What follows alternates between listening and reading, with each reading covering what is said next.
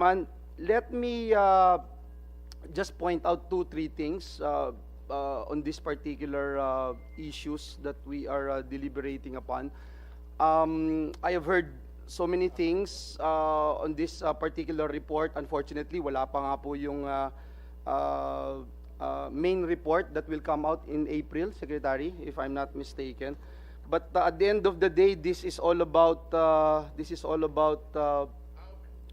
coming up with the legislation.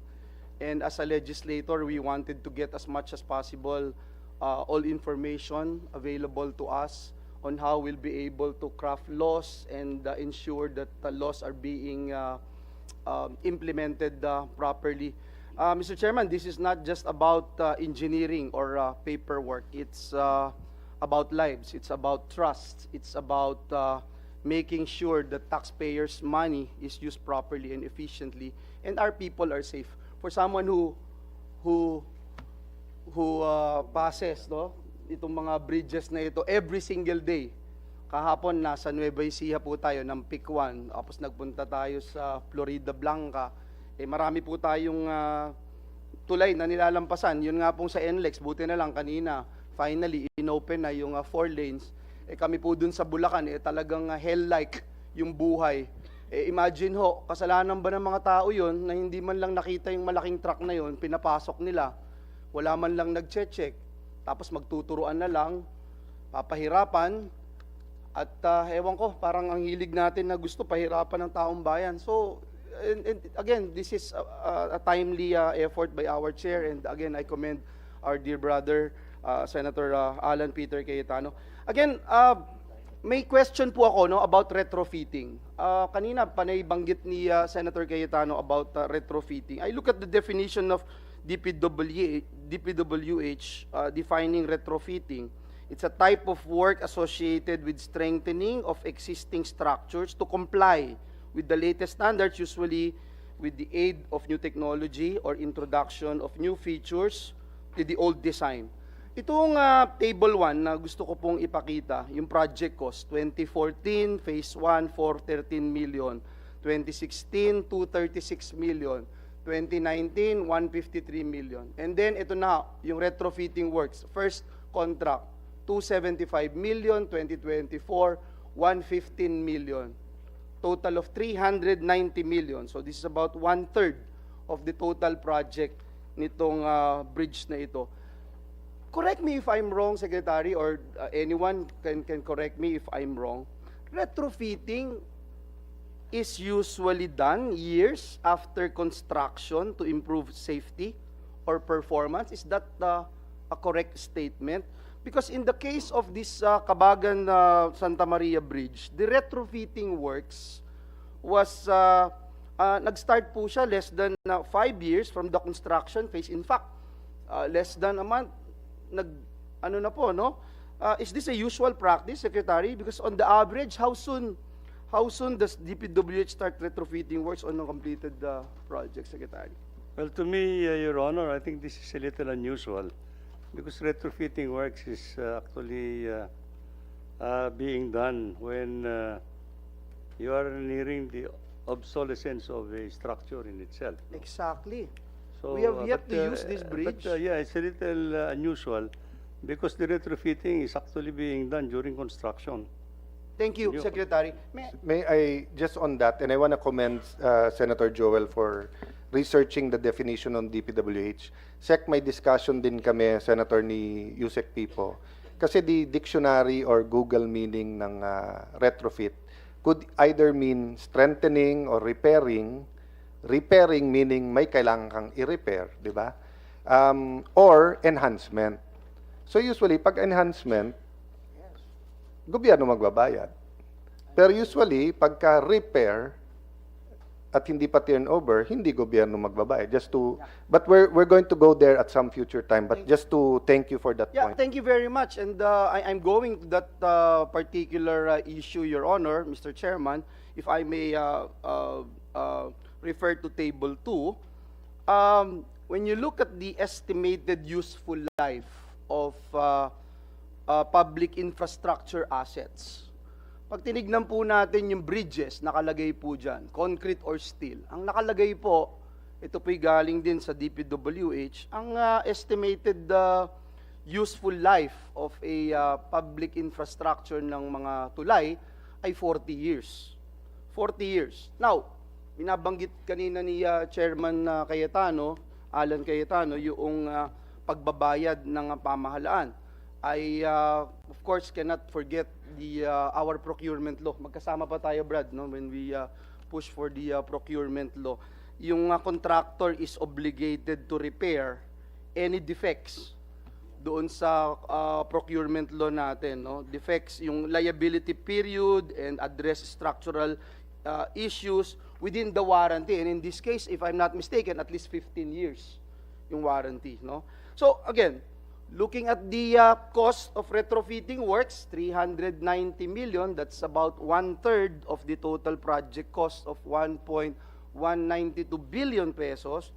Ang question po, why did the DPWH proceed with this considerable amount without enforcing the warranty provisions of or establishing accountability first, Your Honor, Mr. Secretary?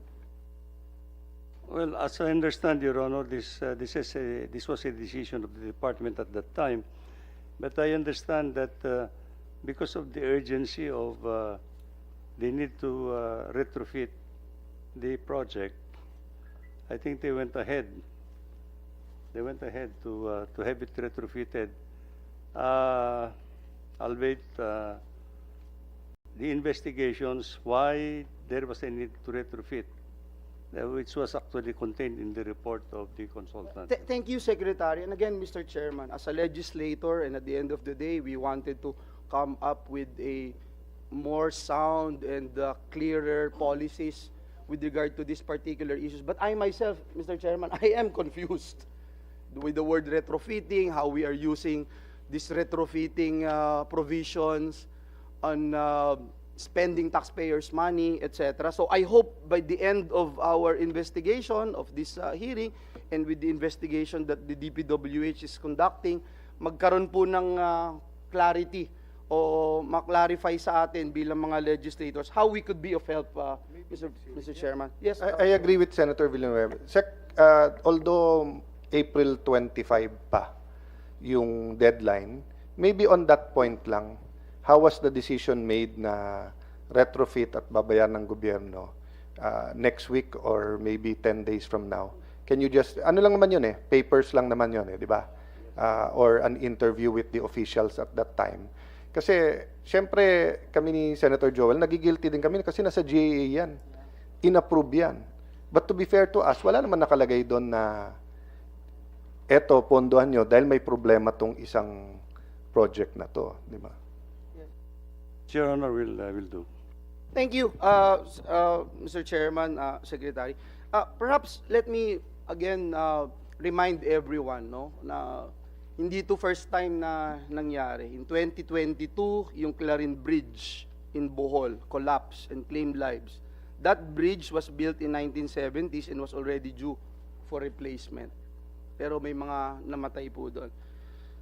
Dun sa Pangil Bay Bridge, was newly completed pero it showed defects just months after opening.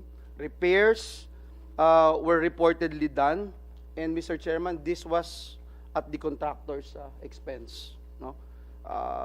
So again, nalilito rin po ako bakit anong difference nung dalawa, no? This is not the first time, again, as I said a while ago, na may mga serious issues with our bridges, considering that the collapse nitong Kabagan Santa Maria Bridge is not the first time that has happened. May we know, Mr. Secretary, if there are protocols and standard operating procedures in place for when such incidents happen? Kanina, binanggit ni Senator Cayetano na sa mga eroplano, sa mga helicopter, pagka merong hindi inaasahang pangyayari, may bumagsak, grounded po yung mga sasakyan niya. Yung mga ganito po ba? Kasi, again, at the end of the day, yung mga nakikinig sa atin, I'm sure, dumadaan sila sa mga tulay natin. Just to give us a peace of mind na pag ganito, meron bang protocols na i-check natin yung mga importanteng mga bridges na na-check natin before na maaaring may problema na, Secretary? Yes, Your Honor, under our watch this time. I think we have a program for inspecting all the major bridges, especially along the national roads. Primarily, I think priority is actually along the Daang Maharlika, because which is the most traveled road. And for us to be able to see whether there is a need to retrofit or rehabilitate already of these bridges that were constructed long before.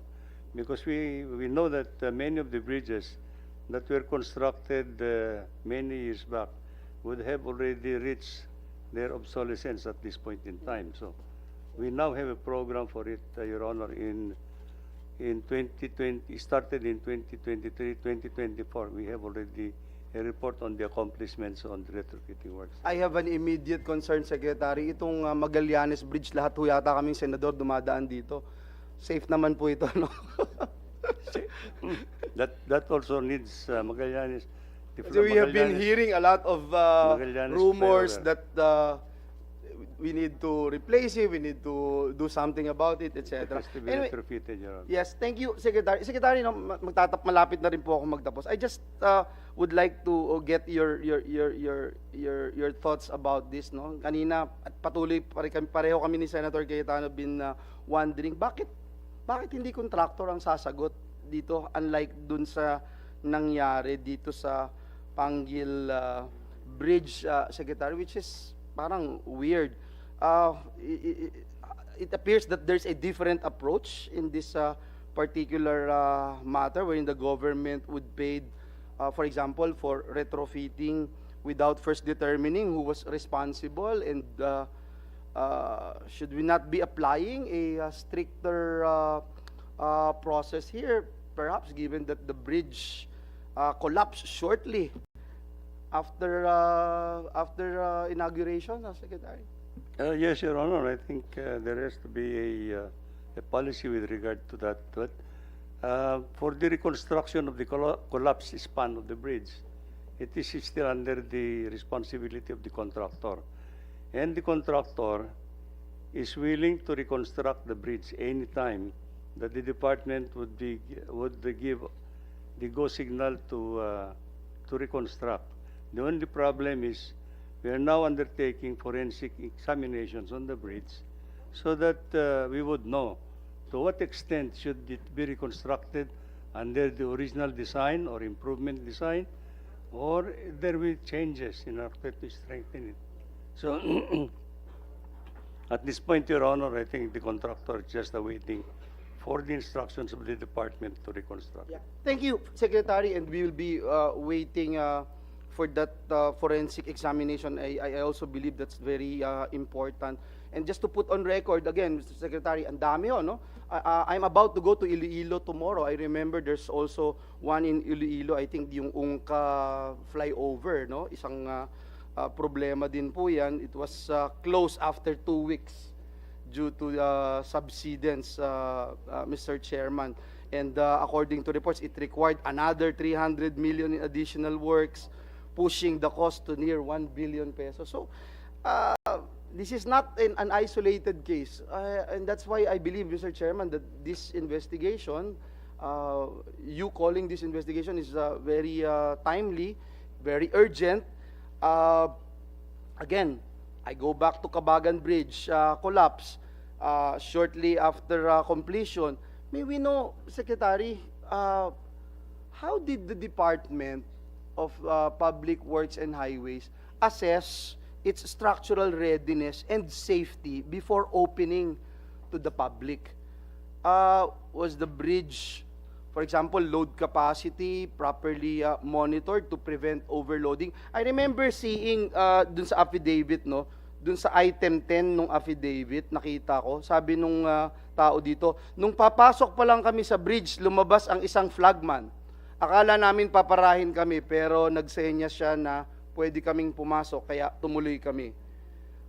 And alam natin, no, yung mga reports, yung nabanggit sa atin na carrying gross weight of 60 tons, exceeding the bridge's posted 45-ton weight limit. Again, I go back to my question before we open or the bridge for public consumption, tapos yung protocols natin, and then meron bang mahigpit na nagmo-monitor kung sino lang yung pwedeng dumaan po dyan, gaya nangyari sa NLEX na ang tagal-tagal po na pinerwisyo yung mga taga Central Luzon. Your Honor, for this bridge, the department has not really undertaken the protocols for it to be accepted by the department. No? There has to be loading test muna gagawin namin, and all the other looking at all the documents that will be submitted by the contractor.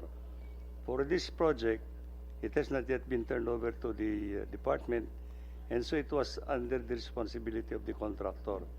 The fellow that allowed actually the passage of these loaded vehicles is actually a flagman of the contractor. So wala pa po kami doon. Yeah. Okay. So, in that case, and I'm sure, Secretary, you are very much aware of this representation's passionate call to consistently call out overloading, no? Especially dun sa amin lugar doon sa Bulacan na pag-usapan natin ilang beses. Was there any way station, monitoring checkpoint or warning signage in place to stop itong mga overloaded trucks from crossing bridges, highways? And if not, meron po ba tayong newly completed infrastructure para dito sa ganitong initiative? We have way bridges in national primary roads, Your Honor. Unfortunately, this bridge is located in a secondary road, and it has not yet been opened actually to. Actually, Secretary, and I sound like a broken record, dun ho sa Bulacan, aakyat po yung mga overloaded trucks dun sa Bukawi. Iiwasan yung weighing station ng NLEX. Iikot po doon, sisirain lahat yung buong road namin ng Governor Halili. Iikot po doon sa Marilao, iikot doon sa May Kawayan. Alam ng lahat ng tao yun, pero wala akong gumagawa. No? But actually, when I raised this, Secretary, during the budget hearing, and I know it's gonna happen, a week later, meron pong nag-check. Pero ngayon ho, balik na naman po. Ganun lagi ho eh. Mabilisan, no? But I commend yung mga kasamahan po natin. I also raised this doon sa DILG. I also raised this sa ilang mga kasamahan natin sa pamahalaan. And I think this is also very important. Again, thank you, Secretary. I will not take much of the time of our committee, and I will wait patiently for that report that will be submitted, especially yung forensic examination, Mr. Chairman. Thank you, Mr. Chairman. Thank you, Secretary. From there, yung kung bakit yung decision ay i-bid at i-retrofit, we'll have more questions. Sec, humanitarian lang, medical expenses. So may nasaktan na 8-year-old na cancer survivor. Sorry, may fractured legs yung 8-year-old. Siya din ba yung cancer survivor? Iba pa. Siya yun. And then may 15-year-old na varsity player na nasaktan. So, is anyone taking care of them at this time? Yes, Your Honor. I think the Governor Dito Albano took care of them. Let us know if we can do anything, Sec. Pero may I ask na medyo malayo kasi Region 2, but kung sinong pwedeng mapakiusapan sa Region 2 to check what they need, no? Kung kailangan dalhin sa specialty hospital, Joel and I are willing to help. One question lang, or one set of questions sa urban engineers. Are they here? Urban naman ang Senate. Nasaan ang urban engineers? You're here, sir. Please, pwedeng, sir, mag-approach sa mic. There's a vacant seat here. Technical yung question, sir.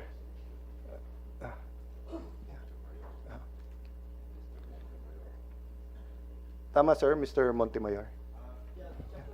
I'm representing Engineer Amber Montemayor, but I am Engineer Randa Mabinales. Okay. Sir, urban engineers ang gumawa ng report. Yes, sir. So, yung what is very clear, and of course the engineers will understand. Wala sa report yung why.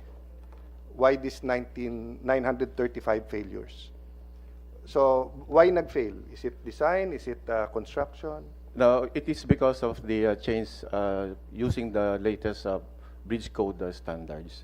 So, dun sa investigation na ginawa namin, lumabas talaga yung mga Sir, the members na latest nag-fail. code standards were for seismic na tinaas nila yung standard for That's correct. seismic. That is correct. Oh, kinuha kayo not because of the code na may seismic but because ang dami nang nakitang mali. Yes, sir. And then nandun din yung don't let me go into it na kung ano yung bottom cord, plain round Opo. bar, tension cables. Ito, strut main, fail, slenderness. Hindi dahil sa seismic yan. Okay. Because of when we did the evaluation for the as-built condition of that bridge, due to the reported, longitudinal displacement of the entire bridge, especially at pier number 8, as already being discussed, with that induced displacement, so there would be some induced stresses due to No, that to be movement. fair to you, no, Yes, sir. nagka-earthquake ng April 2022, I guess. yes, 2022. Pero yung July mga pala. defects nakita na ng 2018 to 2020, so even before the earthquake. Yes, So sir. yung defects before the earthquake, hindi mo pwedeng sasabihin kasi future pa yun eh. Hindi naman po. Ang naano ko lang po yung Yeah. yung I'm about just the being fair to you na meron ngang earthquake na That's nangyari. correct, yeah. So your review was on two things, 'di ba, or three things. One is that yung bridge code was upgraded. That's correct. So nag-iba yung specs, and then there was an actual earthquake, and I saw sa Green Hills isang siklista na sinasabi malambot talaga yun, nagbabike nga daw sila dun sa bed, 'di ba? But having said that, the reason why they hired an independent, credible engineering, structural engineers is because nga, from 2018 to 2020, ang dami na lang nakitang problema.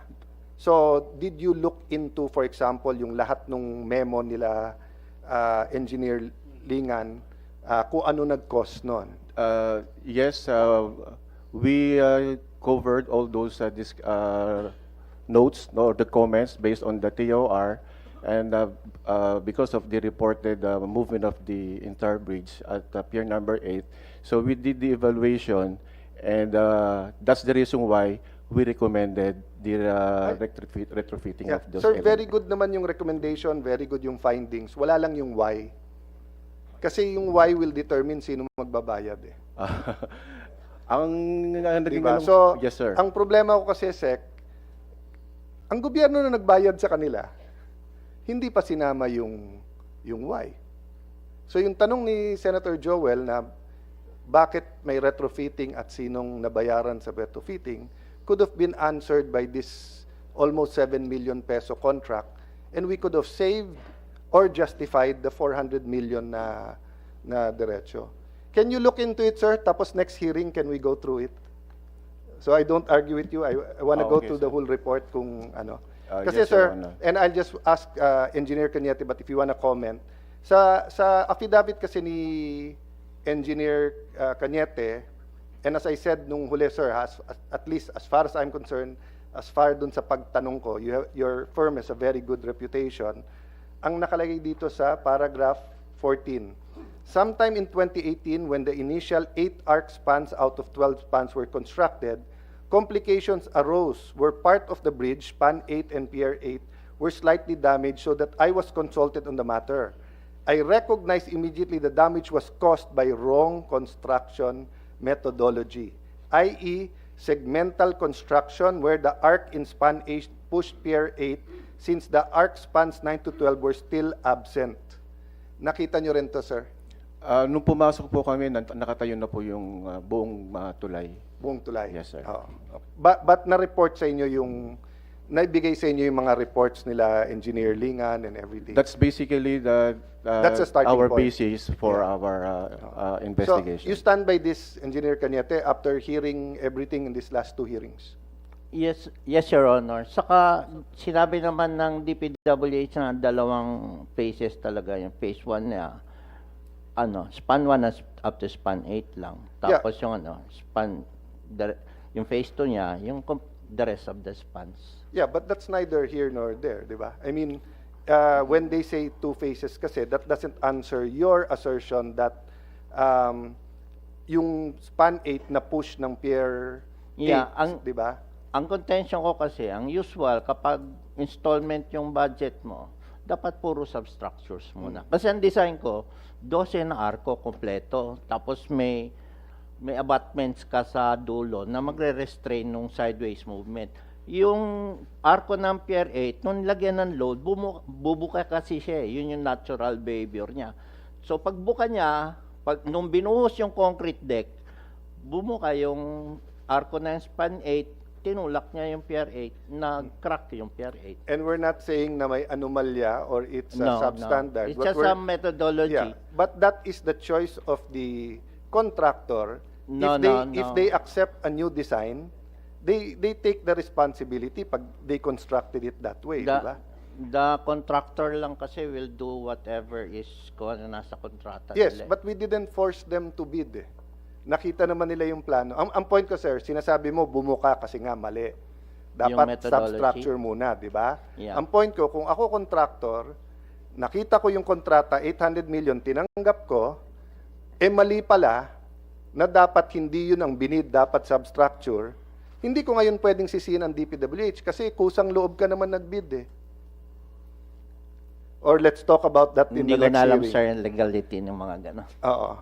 Well, Sec, can I pass that to you? No? So, if correct, I'm not saying correct, if correct si Engineer Cañete, ang sinasabi niya, the design is good, but since phase 1 and phase 2, mali yung pagkahati ng phase 1 and 2 because nga, bubuka yon. But sa akin, kung contractor ka, meron ka rin architect, may engineer, may structural, hindi ka magbibid nun na tingin mong mali yon. Di ba? Ang abogado pwedeng kumuha ng kliyenteng guilty to protect his right. Pero ang engineer hindi pwede magbid para sa isang kontrata na mali kasi eventually siya magbabayad noon. He cannot now say na, sir, ang pinabid mo sa akin mali. What's this? Yeah. So dito sa terms of reference ng urban engineers, nakalagay defects were observed per report from project engineer. So sa terms of reference pa lang, sir, hindi seismic yung dahilan. Ano lang po yun, part na lang po ng consideration niya for the retrofitting. But Yes. basically, ang naging premise po doon is because of that Yes. displacement. Yeah. But if I remember my law, you were contracted by the Republic of the Philippines, so meron kayong obligasyon na findings nyo. So wala dito si Senator Bato, pero bato-bato sa langit, tamaan, di ba, wag magagalit. So meaning, when I ask you, you just have to give your professional opinion, di ba, why these things happen. If it's segmented, if you cannot give me a general na sa 935, if you can say na 100 po dito were caused the seismic, eto dahil mali construction, etc. But that's part of the contract. So we will ask you next time. But I'll allow you to organize it so that you can, and if you want any of your engineers to, di ba, na siya magpaliwanag. Last question on my side, then I can, Engineer Cañete, was this design ever used in another country? Madami naman, sir, yung arch, Actually, I've been designing arch bridges since 1990s. So what makes this different in I the first? actually have a lot of other arch bridges here na it's not even known na I design iconic bridges. I have Bridgetown, design ko rin yan. Cable stage sa Circulo Verde, sa akin din yan. And then yung arch... So it's new for DPWH, but it's not Yeah. new in terms Actually, of when being- I was, sir, ex-DP ako, I was with Bureau of Design Bridge Division. I was with DPWH for 10 years, no? Actually, nag-design ako dati ng arch bridge para sa kanila. Yung mula Binangonan papuntang Talim. Kaya lang, siguro masyadong, 80s pa yun eh, masyadong advanced siguro yun at that time. So, medyo ninervyos sila. Pero ano, kalahati lang ang cost. pag too early ka, medyo Kalahati lang. radical. But that's the ano. Yeah, So that's very the efficient advantage. kasi- very efficient kasi yung arts. Aesthetics, efficient, and then mas mura yung cost. That's the... So kung Yes. kung hindi arch ang ginawa natin, it would have been much more than 1.2 billion. Yeah, that I area. guess double. Double. So at least we're you know we're finding out the why. I could suspend and end here. Ladies, gentlemen, anyone want to make any remarks directly connected or basically connected to our topic? No. Yeah. So may I just urge everyone to work with the committee.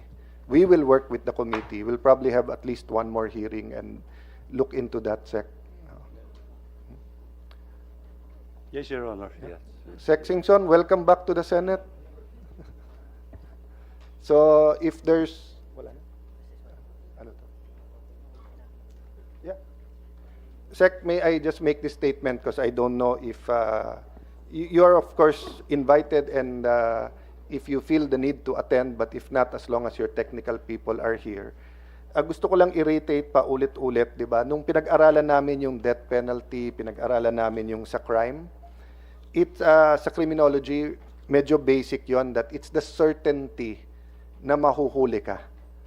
So, ibig sabihin mo yung fine is 50 million and life sentence o death penalty, pero walang nakukulong at walang nafa-fine, mas mabigat pa yung 25,000 fine and kulong 1 year pero maraming nakukulong ng 1 year. So, if I was with Dr. Alvin Ang yesterday, a economist I respect, yung incentive disincentive works eh.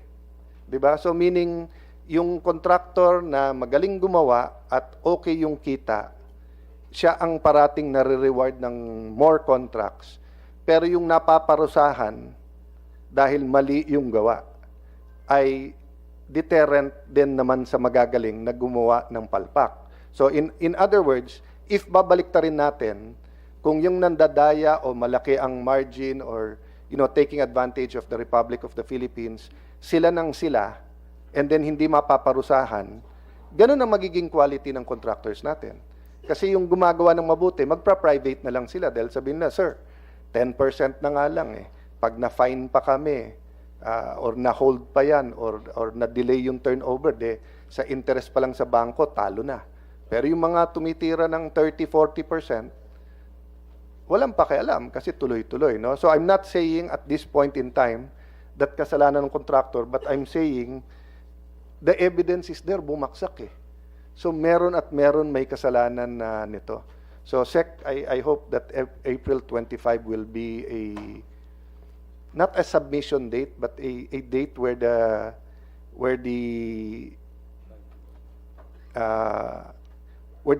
DPWH draws a red line. 'Di ba? Na hanggang dito lang kayo. Pag tumawid kayo dito, we'll go after you. 'Di ba? So kung ano ba election ngayon? May 12? Kung May 12 ang ginawa mong deadline, Sec, o May 11 dapat parang election 'yan eh. 'Di ba? Parang tatanungin mo lahat ng Pilipino, sang-ayon ka ba sa desisyon ng DPWH? No, for me it's this important. Kasi we're really talking 1 trillion peso budget eh. Hindi ko minamaliit, Sec, na ang hirap bantayan lahat 'yon, 'di ba? Pero ito ang rule ko when I was in DFA, pati as speaker. Hindi ako naghahanap ng nasasampulan. Pero pag nag-volunteer ka, pagbibigyan kita. Di ba? Hindi ka nga naghahanap ng sasampulan eh. Nag-volunteer. Boss, ginawa ko, bumaksak. Nag-volunteer ka. So, I hope when we get to the bottom of it, we will not, walang sacred causa na dito kasi nga tulay ito, Sec. Thank you. So, for the record, sabi ni Sec na, yes, no sacred cows on this, no? Thank you. Anyone else? Sir Cañete? Sir, pwede mag-comment dun sa sinabi ni Honorable Senator Yes, yes, Villanueva sir. saka Yes, sir. ano. I'd like to emphasize na in the annex C dun sa affidavit ko, sinabi ko na na obsolete bigla yung design ko kasi 2012, 2013 ko siya dinisign 2014 nag-start yung yung construction. Biglang 2015 nagbago yung code. Ang tagal nitong, alam ko mahaba tong tulay na to, 1 kilometer to halos. Abutin to ng matagal, apparently 10 years. So, talaga mo obsolete yung design ko. I recommended in writing na kailangan i-redesign talaga to. And I believe na yan ang main reason kung bakit ganong kamahal ang retrofit. Kasi buong design ko kailangan i-retrofit mo. But sir, to clarify, it was only obsolete vis-a-vis the new bridge code as to seismic. No, lahat. Kasi pati yung vehicular load, dati kasi ang design ko, truck lang. Ang 2015 na code, truck, pati yung lane load, yung sinasabi kong 0.9 tons per lane, sabay yun. So, pati yung vehicular load, tumaas sa bagong code. Yung seismic, tatamaan lahat ng substructures ko. Hindi lang yung Pier 8, hindi lang yung Pier 1, kundi lahat tatamaan. Siguro sir, I'll give you the option to reiterate, to either just submit that or reiterate that in writing. Kasi I think that will help the Secretary's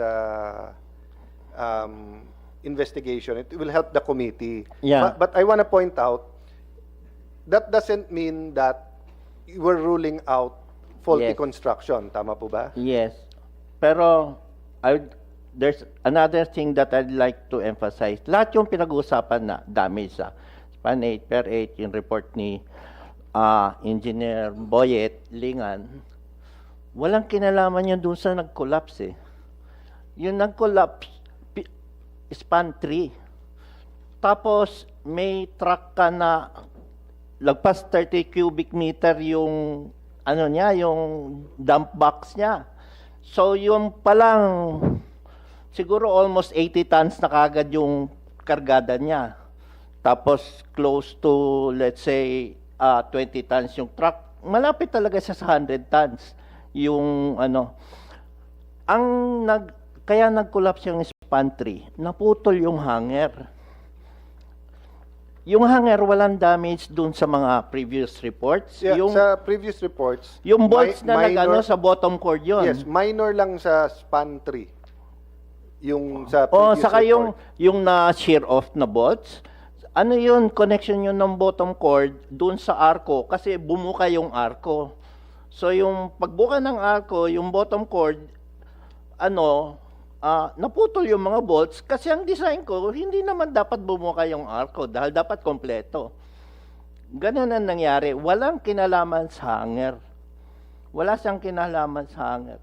So, I'm very confident na kapag forensic investigation to, overloading talaga kasi yung weight ng axle load, yung axle na katapat ng hanger, is already 4 times ng ginagamit namin sa design. So no way na mag-survive yung namin. Except dun sa drawing na pagka-traffic, medyo Yeah. magkadikit pa rin yung 100 tons dun sa ilang tons yun. Kasi sir, Yes. I mean, you may be correct, but that's why I'm concerned if you are correct. Most bridges in the Philippines, nata-traffic tayo. And kung you're correct na it's overload that way, then we're going to expect na maraming bridge na babaksak. I'd like to correct, sir.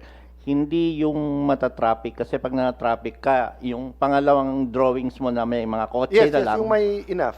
Oo. Kasi ito, pag nakita mo yung video na sinubmit ng PNP Region 2, hindi naman sila traffic. At saka, ang layo na ng pinunta niya bago siya bumaksak dun Yeah. Anyway, we won't make conclusions. We do appreciate your input. Maybe what we can do is before or after hearing 3, I'll offer to your chairman to the USEC for Legal Affairs. We can have a technical working group. Yes. Ang mag-usap architects at engineers para we can get this on record. Kasi ang problema ng hindi technical working group o dito or hindi nyo pinasa sa amin in writing, di ba? But from a lawyer's point of view kasi, engineer, yung 2018 to 2022, daming eh. But I hear you. You're saying nga na kung from 2014, 2016, nirebid nyo na lang, you use a different design, baka hindi nangyari to. Diba? But ako naman, sinasabi ko, even with your design, hindi dapat ganyang kadaming findings ng mga major na problema from 20... Kasi if you're saying na obsolete yung design mo ng 2015, eh ang daming bridge na ginawa between 1997, sir, yung ginamit kong... Yes, but we Code. made bridges in the last 40, 50 years na hindi bumabagsak eh. Yeah.